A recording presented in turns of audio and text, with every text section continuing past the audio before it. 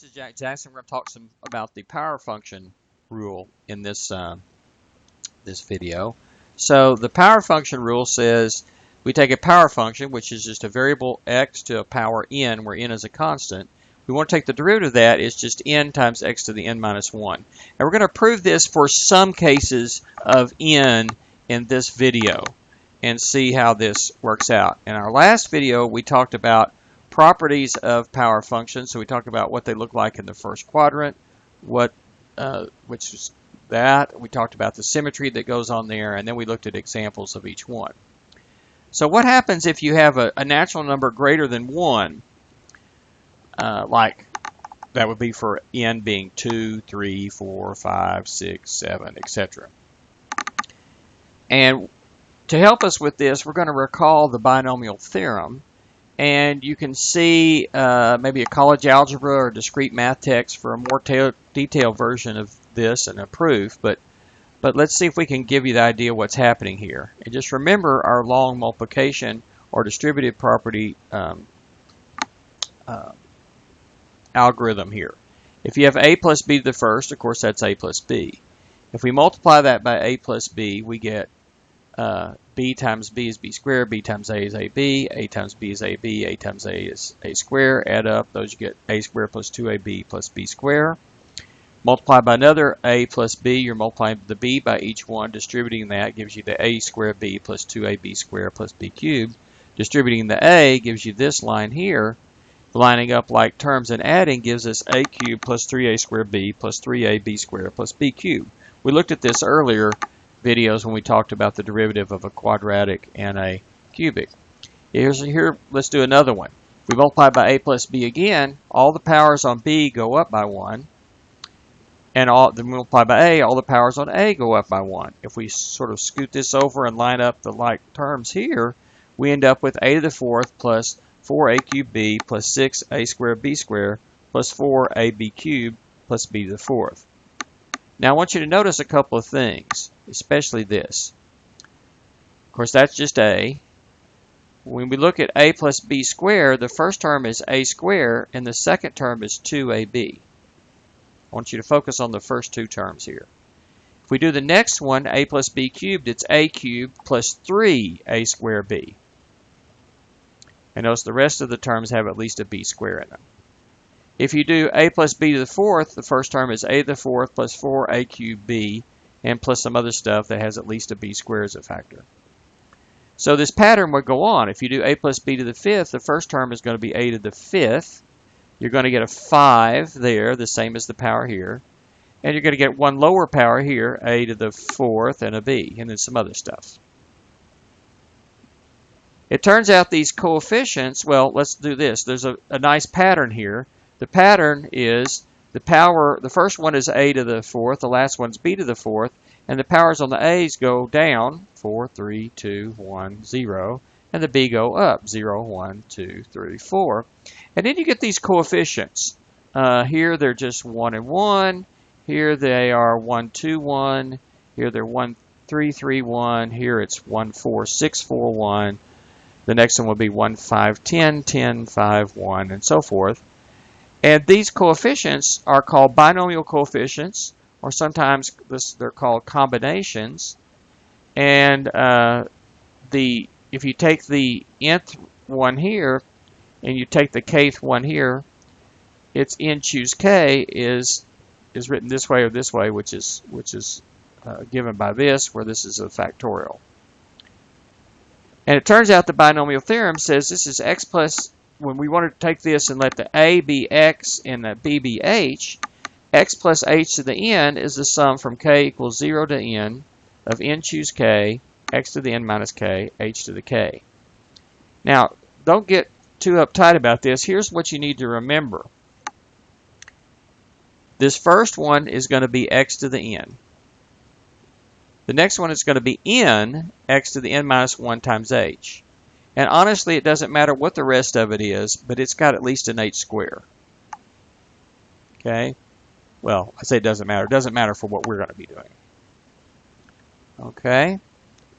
So, let's actually now see if we can find the derivative of x to the n, where n is a power bigger than one that's a natural number.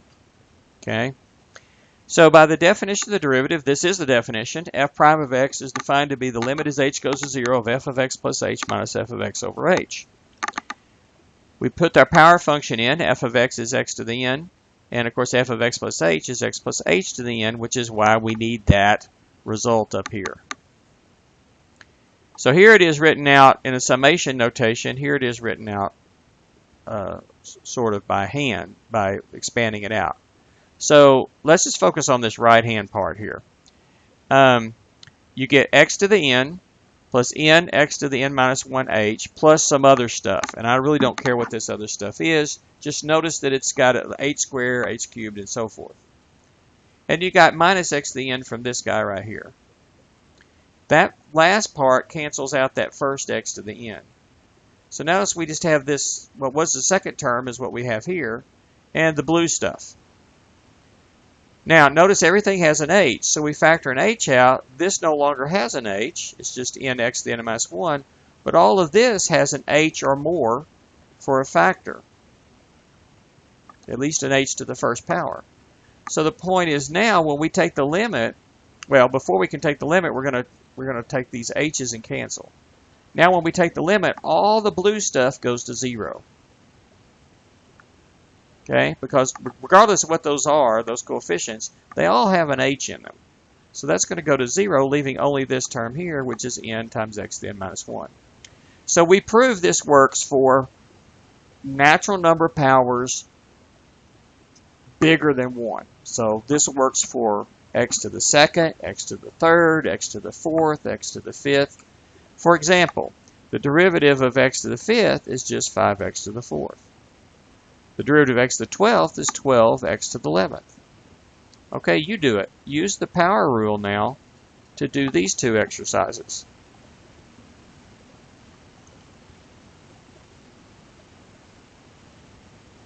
Okay, hopefully you've had enough time to do those because it's a pretty easy little rule.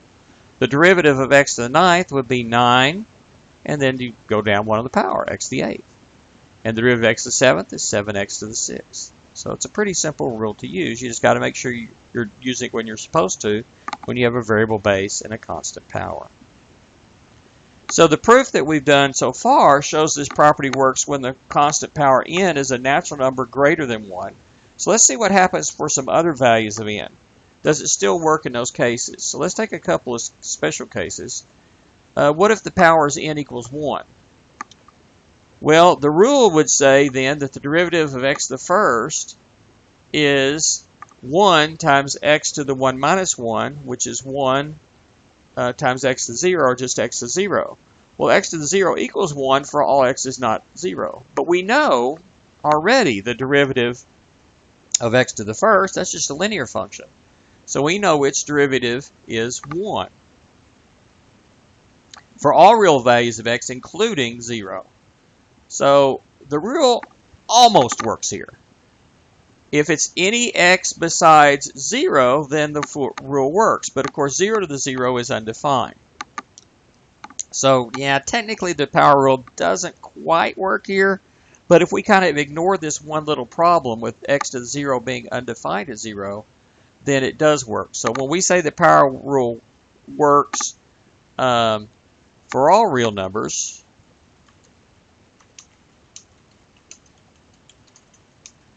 we are making this slight adjustment right here.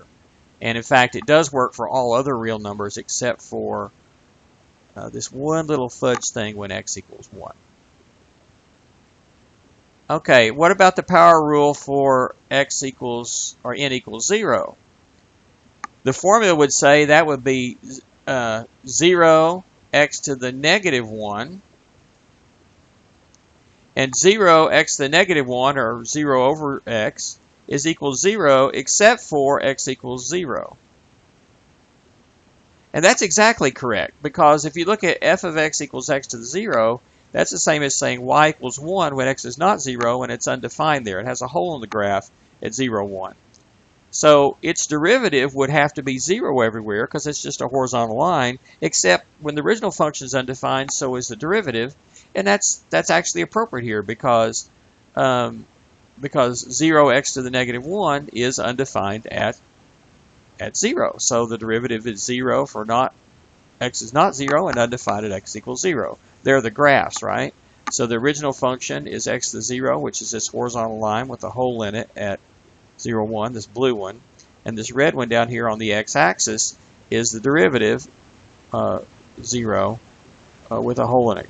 So if we allow this one little adjustment that we're going to say for n equals 1, we've now proved it works for any whole number power. Okay, what about negative powers? Well, let's see what happens if we put in a negative power. So let n be negative m, where m is a positive natural number, okay?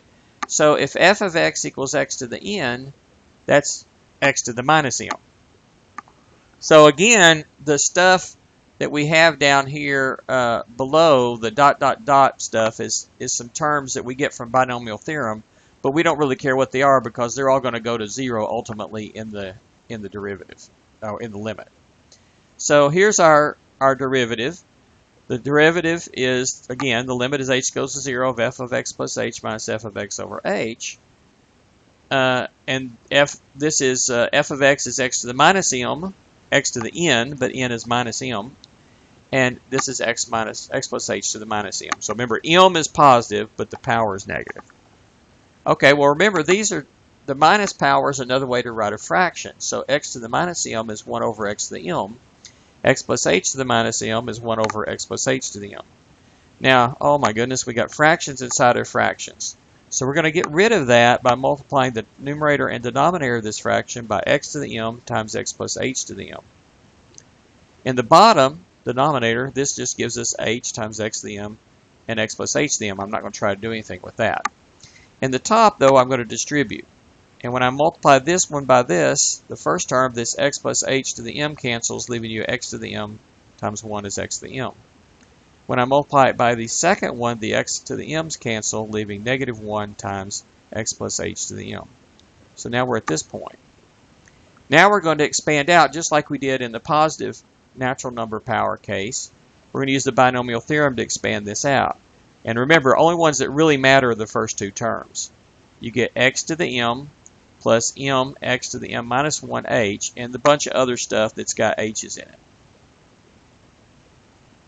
Okay, distribute the minus and cancel out like terms. We cancel out these, and so now we have this. Again, there's a bunch of terms here that I'm not writing down. Now factor an h out of all this mess, and we get this. We got one term that doesn't have an h. It's minus m x to the m minus 1. And then it's minus, and this is all at least got an h in this. So now we can cancel the h's. And we're right here. Now we can take the limit as h goes to 0 essentially by plugging in 0 for h. This part goes to 0, so the numerator just goes to minus m x to the m minus 1. That h goes to 0, so this is x to the m, and that's x to the m. Well, that's x to the, well, let's see what happens. We can actually cancel out. That x to the m minus 1 and that x to the m, we cancel out m minus 1 x's, leaving 1x here, times that x to the m is x to the m plus 1. That leaves minus m here. But another way to write this is negative m x to the minus m minus 1, or minus parentheses m plus 1, which is minus m minus 1. But wait a minute. Minus m is n. So this is n x to the n minus 1. And hey, sure enough, that works. So what have we done so far? We've proved the power works for any constant integer power. Let's do one more example. What about if the power is a half? Now, an alternate way of writing fraction exponents is with roots or radicals. So f of x equals the square root of x is x to the 1/2. So this is the square root function, or x to the 1/2 power. In the proof or computation derivation below, the entire proof is written out using both fraction exponents and using radicals. You can do it either way, whichever way you like better. You can do that as your proof. We're also going to make use of this special product. A plus b times a minus b is a squared minus b squared. If you want to think of the FOIL, the first times the first is the a squared, and the L, the last times the last, is a minus b squared, but the O and the I are, one of them is AB and one's minus AB, they cancel. Once again, there's the definition of the derivative, and we put it in. There's x to the 1/2, and here we get x plus h to the 1/2, or we could write it with radicals over here. Either way, the trick here is to rationalize the numerator by multiplying by the conjugate. So we've basically got a minus b, we want to multiply by a plus b. Here it is in fraction exponent form, right here, and over here it is in radical form. Of course, if you multiply the top by that, you have to multiply the bottom by the same thing. These are the same here or here. Two different ways of writing the same thing. Now, when I multiply this, a minus b times a plus b, I get a squared minus b squared, or a squared minus b squared. So the powers multiplied together here, 1/2 times 2 is 1. That cancels out, leaving just x plus h, and this just leaves x. Or in other words, the square root and the square cancel, leaving x plus h and x there. Now it's x and a minus x, so those two cancel. That leaves just an h in the numerator. We can cancel the h's now, and we get a fraction now that just has 1 in the numerator. Again, here it is in fraction exponents. Here it is in radicals. Now, we can actually plug in h is 0. We couldn't plug in h is 0 up before this because we would get 0 divided by 0. But now as you plug in h is 0, whether you do it over here, you get square root of x plus square root of x, or x to the 1/2 plus x to the 1/2, which is 2 times x to the 1/2, or 2 square root of x. But I'm going to think of it more in this form. I'm going to rewrite this as 1/2 times x to the negative 1/2, and sure enough, that's n times x to the n minus 1. So, once again, we proved the power rule. So what have we proved it for? All powers of n, x to the n power, where n is a constant, where that constant power n is an integer, and we also proved it for 1/2 for the power. It starts getting a little harder to use the definition of the derivative directly to prove the power works for other constant real number powers. However, it turns out that the power rule does work for any constant real number power. We're going to wait for a few pages in the notes and for a video a little bit later on down the line in this playlist to give us a formal proof that it works for all of these, because we're going to have some other rules in our tool belt to do that.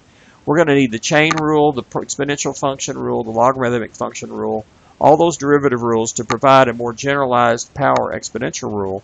And once we have done this, it formally proves the power rule works for all constant real number powers. In the meantime, we're going to pretend that we've already proved this, and so we're going to go ahead and use the rule as if we proved it for all constant real number powers. So the key to using this is to apply the power rule in differentiation problems is rewriting the expression as a power function as x to a constant power. If we can do that, we can use this power rule. Now this may require us to make use of some properties of exponents to rewrite what we are given in this power rule or power function form. You might need some refresher on the properties of exponents or the properties of graphs of power functions. If so, you should see my notes in my algebra videos on my YouTube channel. And here's the link. Here's the video there. If you have these notes, you can click on that to it. But you can look back up and see there's a whole playlist on developing properties of exponents, radicals, and power functions from ground zero.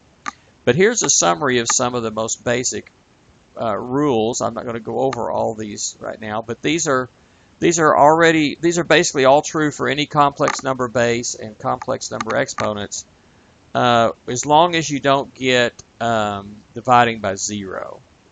And then there's some other exceptions that are maybe placed in here. But in particular, we're going to use property 13 to switch back and forth between a radical way of writing this expression and an exponent way of writing it. So we're going to go through here and see what happens.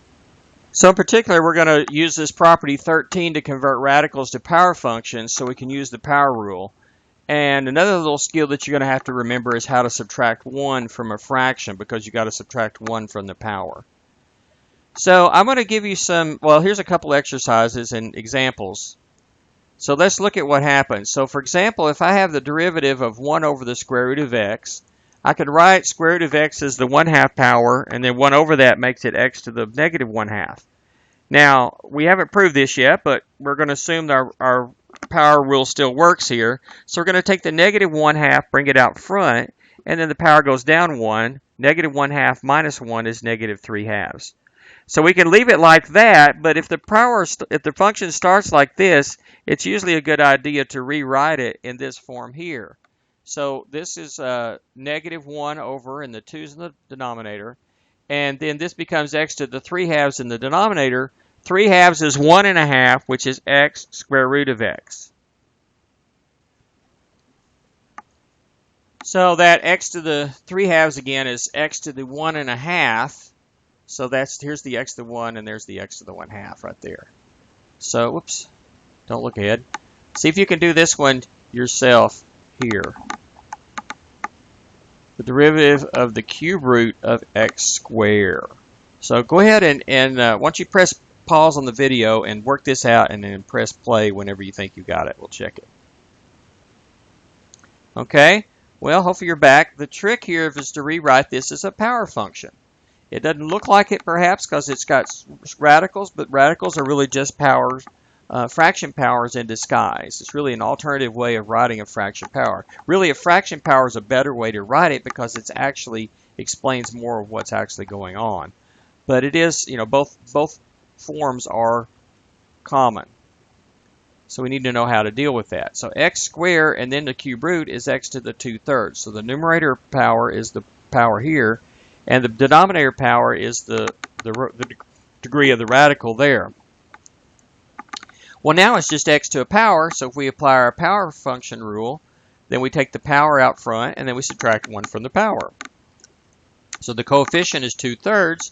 2/3 minus 1 is negative 1/3 for the power. So in some sense, that's a better way to write it, but again, we typically like to leave things in the form that we are given. So if we're given something that's in a radical form, then we probably ought to give it back to them in the same form. Now, if the problem was just through the derivative of x to 2/3, we would just leave it like this. Okay, so what would this be? The 2's in the numerator, the 3's in the denominator. X to the negative 1/3 is the same as x to the 1/3 in the denominator there. The 1/3 power is the cube root of x. So you could write it as 2 over 3 cube root of x. Some people like to have the denominators rationalized, so we could multiply by the cube root of x squared in the numerator and denominator. That picks up a cube root of x squared in the numerator here. And the cube root of x squared times the cube root of x is the cube root of x cubed, which is just x. And so there's another way to write it there. So, this is how you would write it as a power function, 2/3 x to the negative 1/3. Here's a way you could write it with radicals. Here's a way you could write it radicals. This first one is with the rationalized numerator. This one is with the rationalized denominator. All right, so now I've got an exercise that I'd like to give you. This is going to take a little while, so we're going to actually quit the video after me giving you this exercise, and we'll talk about the answers in the next video. So I'm going to give you a bunch of natural number powers.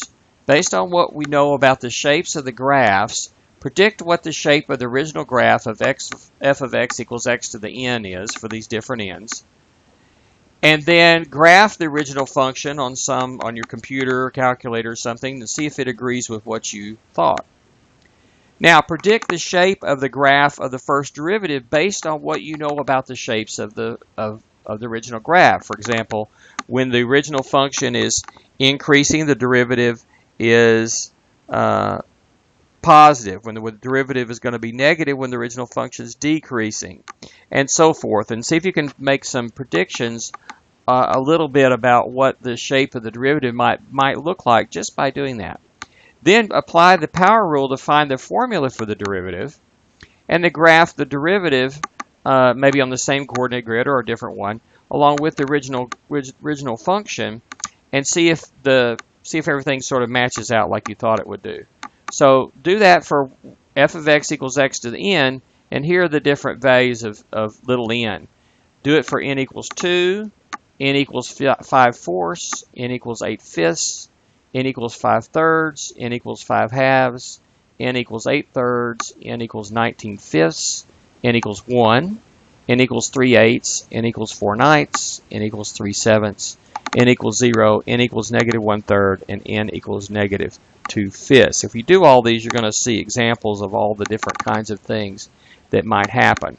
Power functions are really cool things to look at because even though it's a simple function in one sense, when it has just a simple base to a variable base to a simple constant exponent, one-step function, there are actually a variety of different shapes and things that can happen with the graph, including we can talk about domain issues, we can talk about whether it's continuous or not, we can talk about vertical asymptotes and horizontal asymptotes in some cases, we can talk about increasing and decreasing, we can talk about a minimum in some cases, we can talk about inflection points in some cases have is even a hole in the graph. So a lot of the different things that you might encounter with analyzing different kinds of functions all show up when we're talking about power functions.